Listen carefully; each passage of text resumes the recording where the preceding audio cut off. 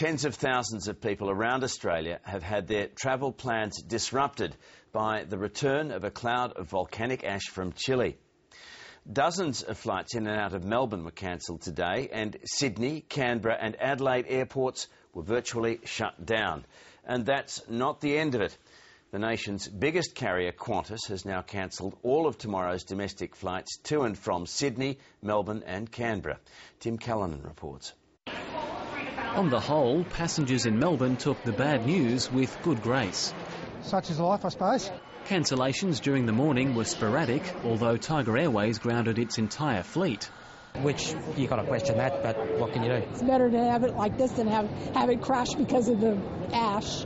Qantas this morning suspended all domestic flights in and out of Canberra, Adelaide and Sydney. I don't think we're going anywhere. Late this afternoon, the country's biggest carrier cancelled all tomorrow's flights to and from Sydney, Melbourne and Canberra. We know that there'll be many people, many thousands of people arriving at the airport with, in fact, no certainty about their travel plans. So we're putting on extra staff in call centres, we're putting on extra staff in customer care. We are checking on the decisions the airlines are making, we're reviewing their processes, making sure that safety is being put first. In Melbourne, quiet acceptance turned to anger as more and more people found their travel plans ruined.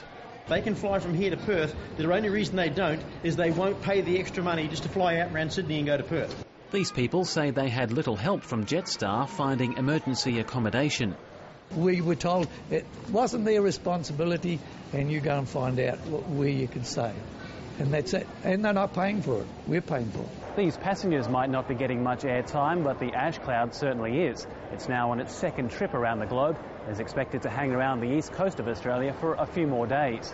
It's safe to say pretty much everyone will be happy to see the back of it. It's really the old ash that's still worrying us from that initial eruption cloud. It will go away eventually, and we're hoping it won't come round for a third circuit. This footy team was meant to fly back to Perth and back to school today. They'll have their fingers crossed the ash might hang around for a few more days probably, I think. Some clouds do have a silver lining. Tim Callanan, ABC News, Melbourne.